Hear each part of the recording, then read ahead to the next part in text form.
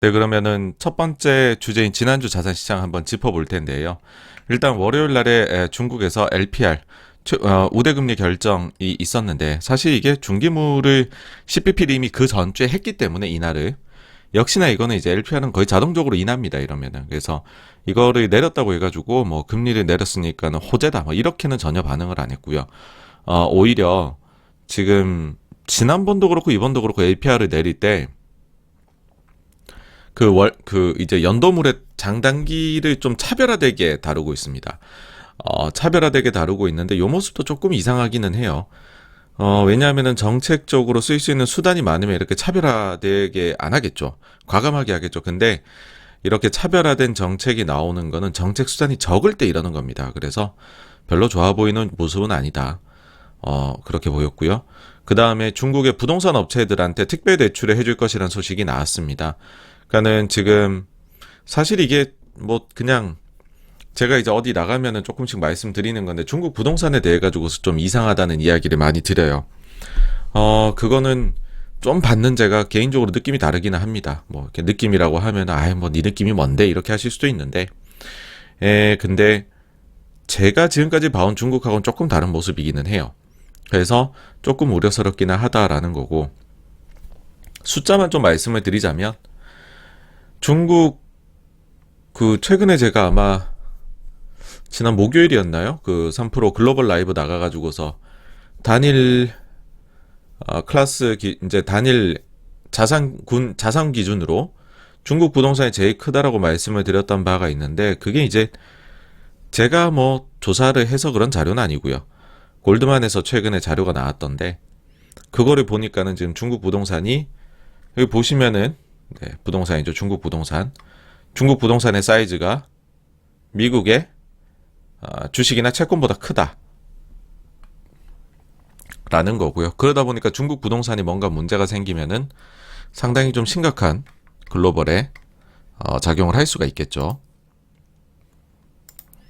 중국 부채 문제에 대해 가지고서는 조금 그냥 가볍게 터치를 해보면 제 예전에 만들었던 영상이 있습니다. 요것들 보시면 아마 참고가 되실 것 같고요. 지금도 생각은 똑같습니다. 중국이 부채 문제를 다룰 때는 어떻게 할 거냐 라고 봤었을 때 이런 시나리오로 진행이 될 것 같다인데 뭐 일단 그러면은 우리 요 시나리오가 어떤 거냐를 한번 알아보면은 일단 주식 관련해 가지고서는 대주주들은 모든 걸 잃게 될 것 같다. 그다음 소액주주들은 주가 하락을 고스란히 감당하게 될 것 같다. 왜냐면 대주주는 뭐 잘못 저지른 걸로 보이니까 이제 너무 뭐든 문제가 되면 잘못한 게 되는 거잖아요. 그래서 대주주는 모든 걸 잃게 만들고 소액주주들은 주식이란 위험 자산에 투자했으니까 어쩔 수 없는 것 아니냐라는 식으로 갈 것 같고요. 채권단 같은 경우에는 영내하고 역외를 다르게 다룰 것 같아요. 왜냐면은 이제 영내는 중국인들이 투자를 한 거니까 이거는 너무 또 많이 벌을 주면은 중국 경제 문제가 생길 수 있잖아요. 근데 외채 같은 경우는 그러니까 달러로 채권을 찍은 거예요. 이거는 어차피 중국 바깥의 사람들인데 외국인인데 그들이 뭐 돈을 얼마를 있든지 간에 그렇다고 영원히 중국에 투자를 안 할 것도 아니잖아요. 그러니까 이 사람들은 헤어컷을 많이 할 것 같다는 거죠. 한 7, 80% 정도. 그러니까 외국인 투자자들 전문 투자자 아니냐. 잘 알아보고 했어야지. 왜 잘 안 알아보고 했냐. 너네 손실 난 거 우리 어쩔 수 없어. 지금 보시면은 부동산 관련해서 중국 여객채 정크물 금액이 지금 역사상 최고치 달리고 있잖아요. 이런 이유라고 생각을 합니다. 그 다음에 영내채 같은 경우에도 헤어컷을 일부 할 것 같아요. 그러니까 지난달부터 보면은 영내 채권단하고 부동산 기업 간에 이, 이 채권 어떻게 할 건지에 대한 조정이 합의가 되지 않고 있다라는 소식들이 간간히 나오고 있어요. 그러니까 제 생각에는 은행들도 좀 부담을 하라는 거거든요, 이게. 근데 이제 은행들은 그 부담하기 싫겠죠, 손실을. 그러다 보니까는 아마도 진통을 겪고 있는 게 아니냐. 근데 결국에는 제가 볼 때는 중국의 금융기관들도 일정 부분 헤어컷 당할 것 같다. 그러면서 약간 경종을 울리겠죠. 방만한 대출을 자제해라. 이러면서 이제. 근데 너네 때문에 금융권으로 부실이 전이되는 건 싫다. 그런 정도 수준으로 헤어컷을 하지 않을까라고 생각이 됩니다. 그리고 이때도 말씀을 드렸지만 중국은 정말로 문제가 있을 때에는 오히려 입을 닫습니다. 그러니까 가령 예를 들어가지고 어떤 완화책을 펼쳤다라고 했었을 때에 중국이 그때 위기가 아니면 완화책 딱 펼치고 윗사람들이 나와가지고서 내가 이런 정말 좋은 완화책을 우리 인민들을 위해 펼쳤습니다라고 떠들썩하게 떠들어댑니다. 근데 완화책을 펼쳤는데 윗선에서 별다른 이야기가 없다. 그게 지금이거든요. 그건 그렇게 좋아 보이지는 않습니다. 그 다음 위안화 환율을 봐야 되죠. 위안화 환율이 어떻게 변동하느냐. 이게 중국 문제를 결국은 여기에 투영이 돼서 나타나는 거고, 그 다음에는 후시진 이 사람은 이제 물러났어요. 그래갖고서 요때는 후시진을 보라고 말씀드렸는데 사실 지금은 보실 필요는 없습니다. 근데 가끔 그냥 재미로, 이분이 워낙 말씀을 재밌게 하시는 분이니까 보는 정도 수준으로 하면 어떨까 싶네요. 중국 부채 문제는 관심이 있으시다면 계속 참고해서 보시기를 당부를 드립니다. 다음으로 이날에는 천연가스 가격이 사실 천연가스 가격 오르는 거 하루 이틀 일이 아니지만 지난주에 또 좀 많이 올랐죠. 그래서 요것 때문에 유럽이 아주 골치가 아프다. 스태그플레이션 공포가 오고 있다라는 거고, 그러다 보니까는 유럽이 이제는요 안전자산이나 선진국으로 평가를 받기보다 제 생각에는 아주 이머징 같은 외환시장 움직임을 보이고 있습니다. 네.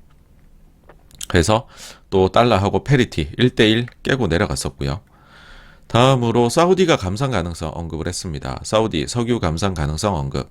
네, 이러면서 요거는 저희 방송에서 한번 다뤘던 적이 있습니다. 그죠? 그 부분 한번 말씀을 드려보면은요.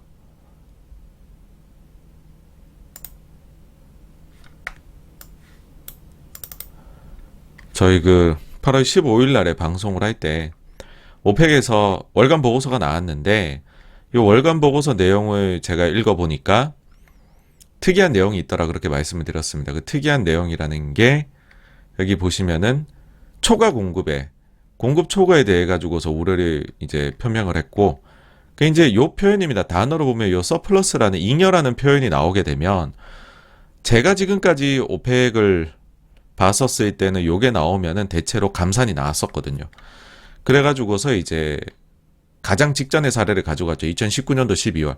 그러니까 코로나 때는 감산하고 이런 게 어찌 보면 당연하게 발생했던 일이고, 코로나 이전부터도 오펙은 감산을 하고 있었다는 거고, 그때 얘네들이 어떤 식으로 표현을 했느냐라고 하면은 쭉쭉쭉쭉 보시면은 이때 이제 50만 배럴 감산한다고 얘기를 했었는데, 요때 당시에 이제 서플러스에 대해 갖고서 우려를 아주 했었죠. 그러면서 이제 2020년도에 이거 너무 공급이 초과가 될 것 같은데요 라고 해갖고서 여기 보시면은 노란색이 수요고 초록색이 공급인데 공급이 확 많이 늘 것처럼 얘기를 했죠. 그러니까 공급이 수요를 압도할 것처럼 이야기를 했죠. 그래가지고서 이제 요때 감산을 했었으니까 이번에도 요 표현 나온 게 좀 꺼림칙하다 싶더니 채 2주가 지나지 않아가지고서 요런 얘기를 또 꺼냈네요. 그래서 이제 에너지 쪽을 저희가 이제 본격적으로 봐야 될 때가 온 것 같아요. 그러기에는 에너지의 왕은 원유이고 기름이고, 그러면 기름을 제일 잘 표현한 책은 요 책이지 않나. 황금의 샘. 1권, 2권이고 두껍습니다. 이게 가장 최신판이 요 두 개를 묶어서 팔 거예요. 절대로 책 광고하는 게 아니고 여기랑 제가 엮여있는 아무것도 없습니다. 광고 아닙니다. 광고 아니고. 근데 나의 책장에 꽂아두면 조금 소위 말해서 좀 멋이 난다.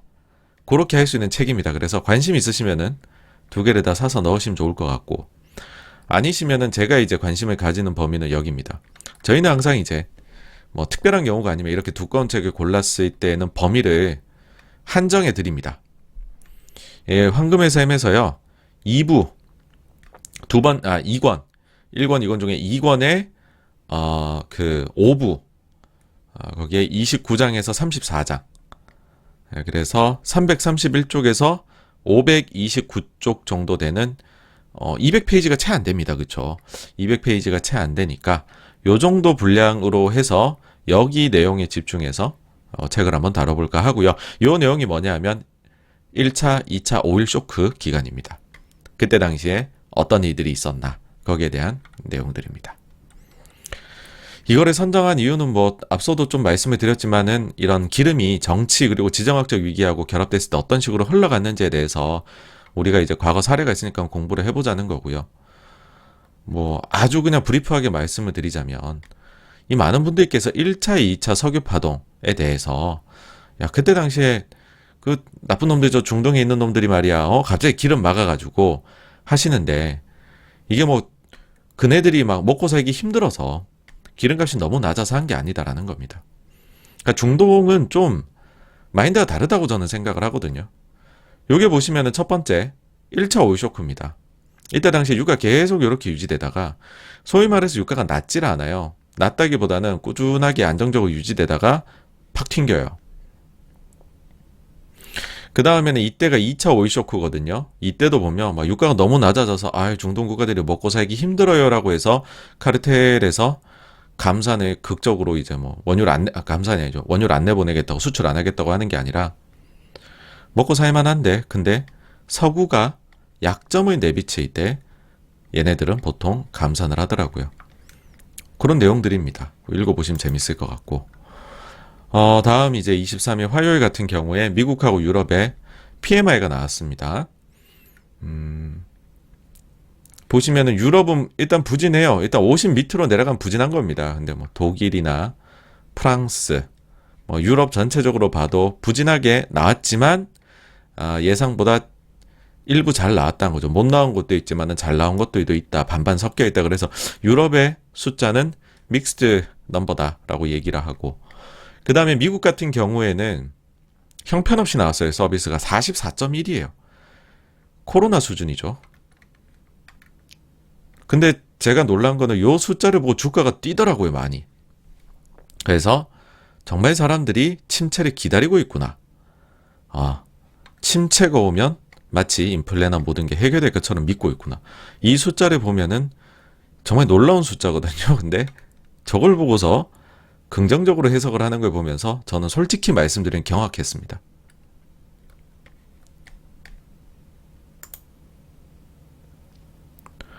그 다음에는 이제 요거를 좀 보여드려야 될 것 같은데요.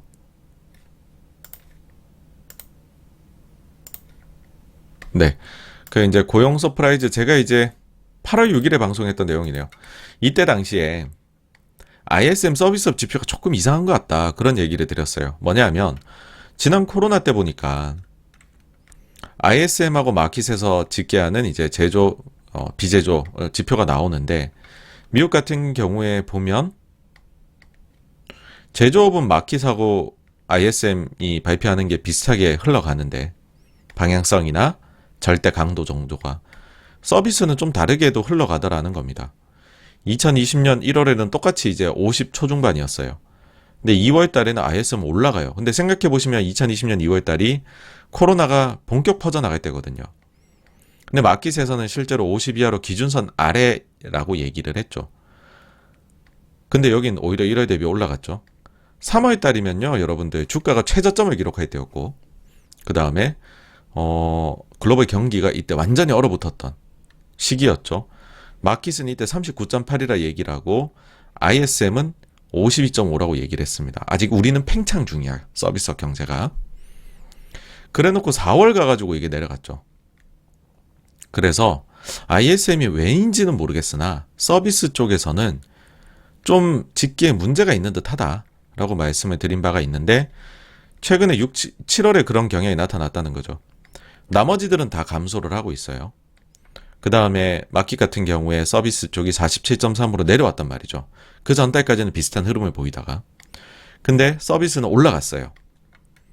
그래서 이게 이번에는 마켓이 틀릴까 ISM이 틀릴까 했는데 일단 마켓은 또 더 내려갔죠. 지금 44니까 다음 달 어차피 초면은 ISM 나옵니다. 확인해 보면 되겠죠. 이제 다음 미국 주택 데이터는 뭐 역시나 또 부진하게 나왔고요. 그 다음에 요거를 눈여겨보신 분이 계실지 모르겠네요.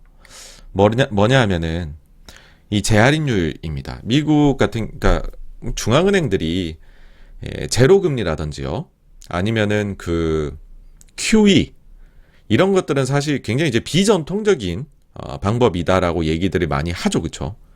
그럼 그전에는 뭐가 있었냐? 여러분들이 매크로 책도 읽어보시면 재할인율 얘기가 많이 나올 겁니다.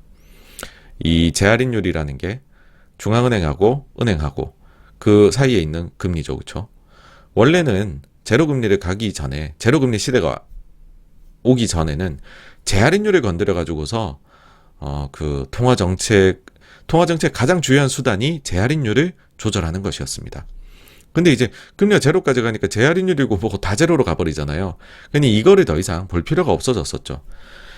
근데 요것도 회의를 하고요. 회의 결과들을 다 연준이 저 홈페이지에다가 여러분들 올려놓습니다. 요거를 한번 보고 갈까요, 저희?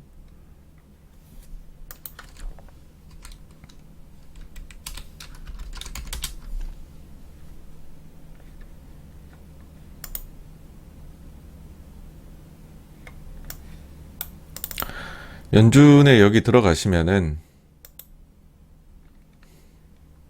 그 뉴스, 이벤트, 프레스 릴리즈라고 메뉴에 있거든요. 여기 이제 보시면은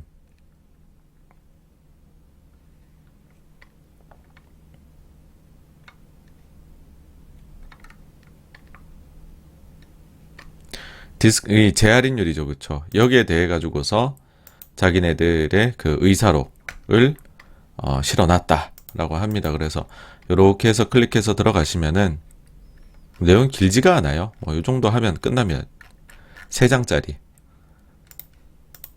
근데 여기를 보니까 아주 독특함이 발견이 됐다라는 거죠.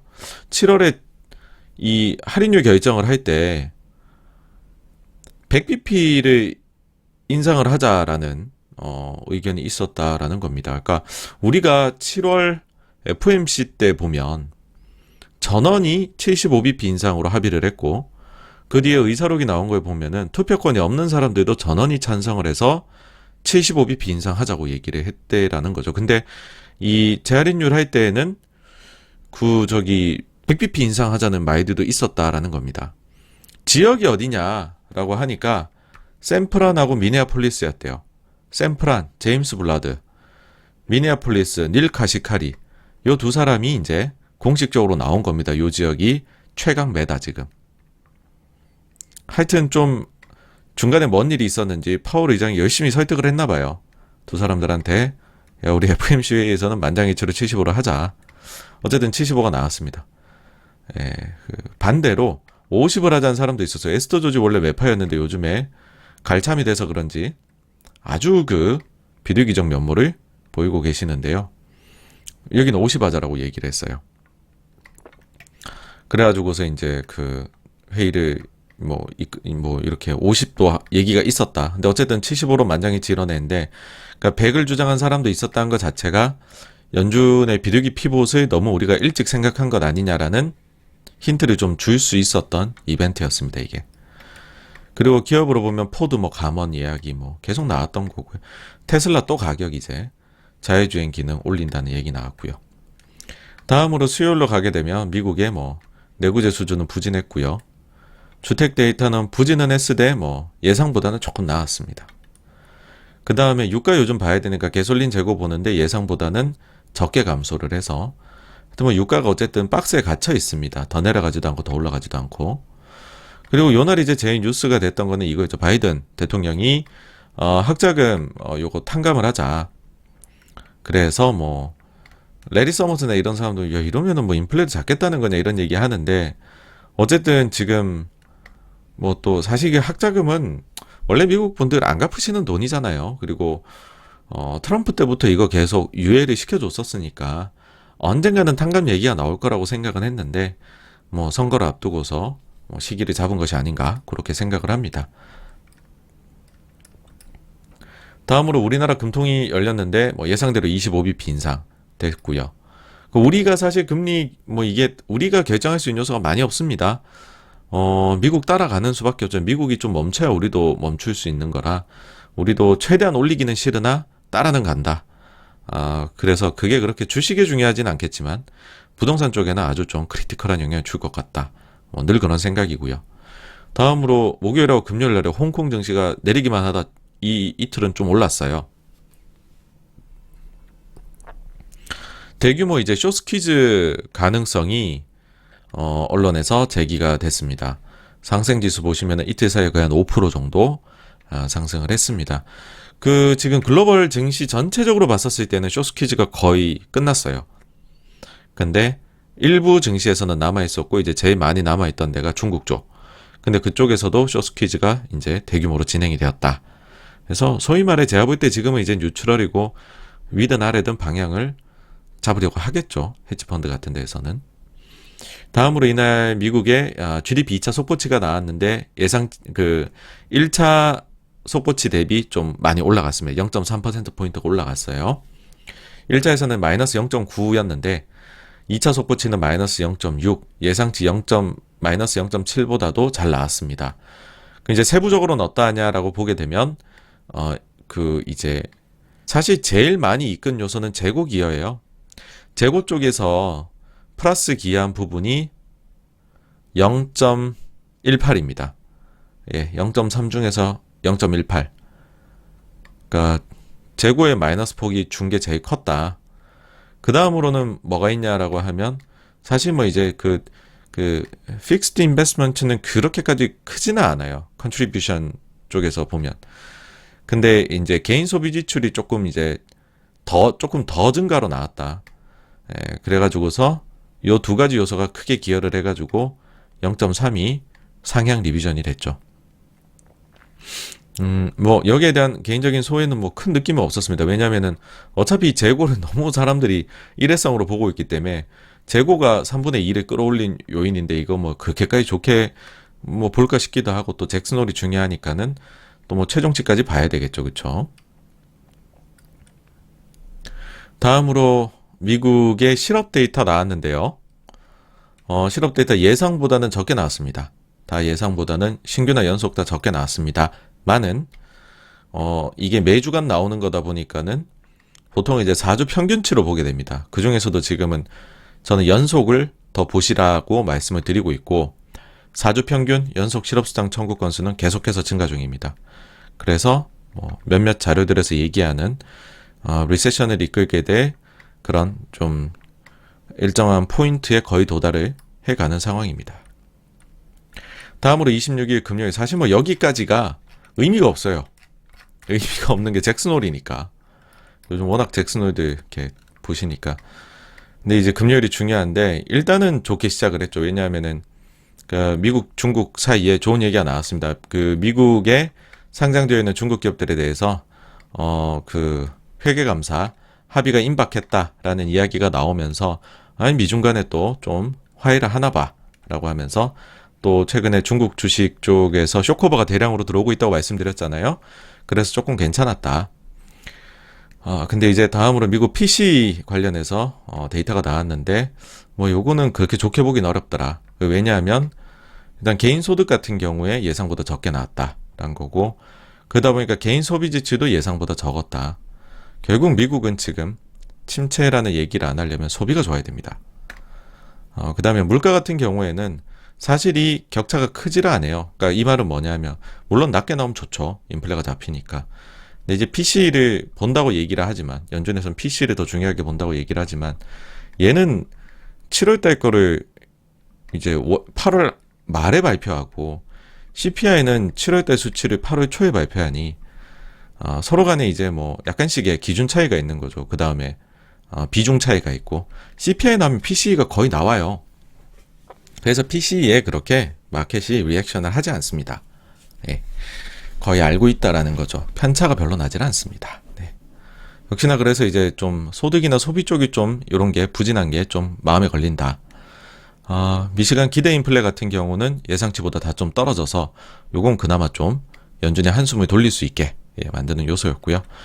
다음으로 미국의 상품 무역 수지 적자 규모가 예상보다 적게 나왔다라는 건데, 이제 이 적자가 적게 나오면 좋은 거 아니냐 하실 수가 있는데, 미국의 무역 수지는 상당히 독특함이 있습니다. 그러니까 미국은 소비의 국가고 생산 설비가 부족하죠. 그러니까는 소비가 좋을 때, 미국 경기가 좋을 때에는 무역 수지 적자 폭이 커집니다. 그러니까 적자 폭이 커지면 커질수록 미국 경제가 좋음을 의미합니다.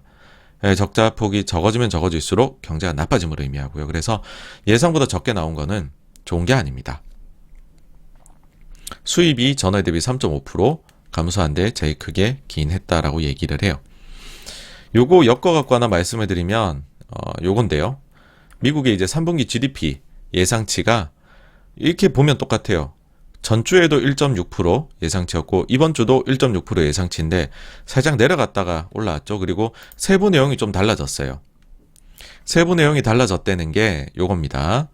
요쪽에 보시면 그 전주에 비해서 내려간 요소는 뭐냐라고 하면 개인 소비 지출이에요. 개인 소비 지출이 0.27%포인트 내려갔죠. 그 다음에 그 투자 쪽이 이제 좋지가 않습니다. 특히 부동산이 많이 나쁩니다.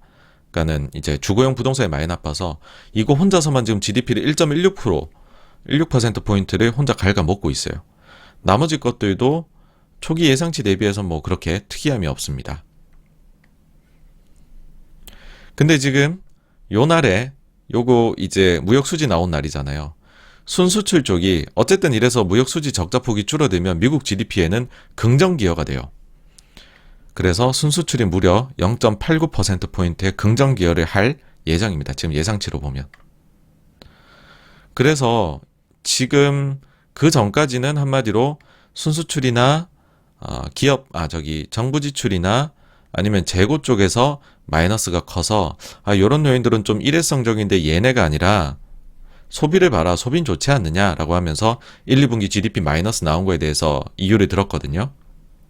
근데 이번은 매우 독특하게도 지금 이 플러스 요인의 상당 부분은 일회성이라고 얘기했던 정부 지출의 플러스와 그 다음에 순수출의 강력한 수출 플러스, 그리고 재고 쪽은 생각보다 별다른 영향이 없는 요인 덕분에 이게 유지가 되고 있습니다. 그건 좀 궁금하기는 해요. 만약 정말로 저런 식으로 나오면 어떻게 해석을 할지.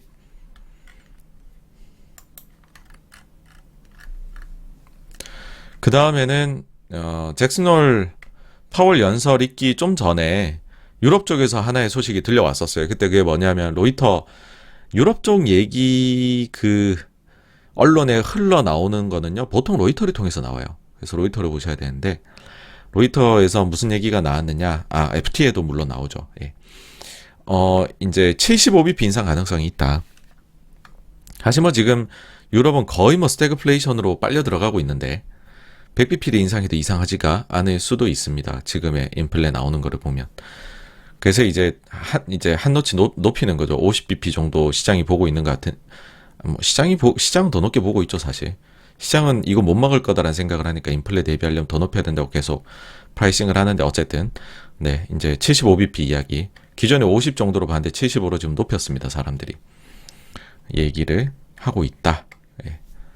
그래서 이때부터 사실 유럽 쪽의 금리가 좀 오르기 시작을 했어요. 그러고 이제 우리 시간으로 밤 11시에 파월이 나와갖고, 잭슨홀, 에서, 심포지움에서 연설을 했죠.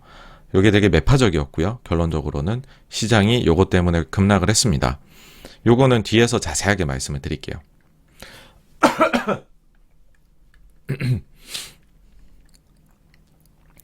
그래서 이제 미 국채 금리 이제 보시면은, 물가가 너무 높은 거에 대해 가지고서 이제는 점점 더 걱정을 크게 하는 것 같습니다. 원래 같으면은 사람들이 이제 경기가 안 좋아지고 그 다음에 비둘기 피보수람 내려가지 않을까 싶었는데 그게 아니라 다시 50일선 뚫고 올라가서 유지가 되고 있는 상황이고요.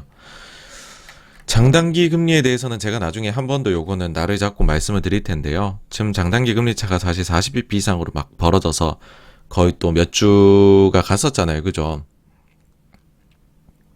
근데 이제 많은 분들 말씀하십니다. 이거 침체가 안 오고 장단기 금리가 재역전이 될 수 있는 방안이 있을 수도 있는 거 아니냐?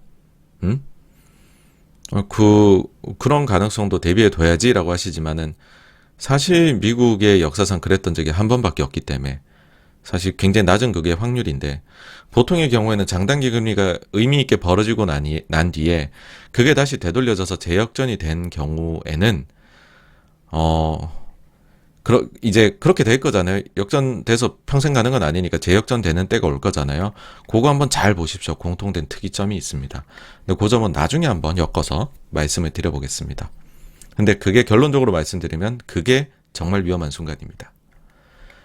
다음으로 미국의 기대 인플레 장기 더 올랐어요. 2.4를 넘어갔습니다, 이제는. 그래서 인플레 잡기가 쉽지가 않다 심리를. 유가 같은 경우에 지금 여기서 뭐 하단을 만들고 있죠.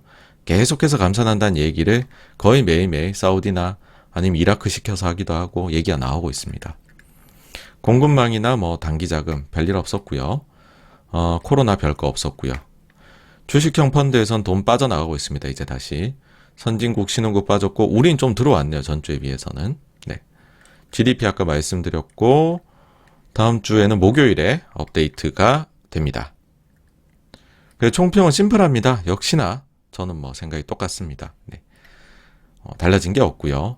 다음 주가 이제 월말이기도 하지만 또 월초가 됩니다, 여러분. 그래서 월초가 되면 이제 경기 관련된 데이터들 많이 나오지 않습니까? 그래서 그거 봐야 되는데, 자, 뭐 중요한 데이터 많습니다. 월말, 월초는 원래 많은데, 참, 그걸 빼먹었네. 이달 말에 그 MSCI 그것도 있는데, 그 조정도 있을 거고, 수급적으로는요. 그거 이외에는 일단 유럽 국가들이 먼저 물가를 발표를 하죠. 월말 되면. 다음으로 미국 자업 오프닝이 얼마일 것이냐. 9인. 그 다음에 드디어 ADP 비농업 고용. 요 자료가 이제 그 발표가 됩니다. 5월치 발표된 이후로 안 됐거든요. 자기네 이거 자료 좀 수집 방식이나 이런 거 수정한다고. 그래서 아마 수요일 날에 그동안 발표하는 건 누적해서 발표하고 목요일 날에 그 8월 달 거 발표를 할 것으로 예정이 되어 있습니다. 근데 요거는 예정된 거라서 안 될 수도 있습니다. 또 뭐 늦어질 수도 있어요. 데드라인을 이때로 정해놓긴 했지만. 그 다음 우리나라 뭐 수출입도 봐야 될 거고, 뭐 미국 ISM 제조업 PMI, 그 다음에 월간 고용 보고서. 여기서 이제 또 이제 똑같은 얘기 또 해야 됩니다. 이 시간당 임금 어떻게 될 거냐. 그 다음에는 가계조사하고 기업조사 간의 간극이 또 어떻게 돼 가느냐. 또 봐야겠죠. 네. 그래서 여기까지가요. 지난주 자산시장에 대한 부분이었고요. 다음으로 넘어가도록 하겠습니다.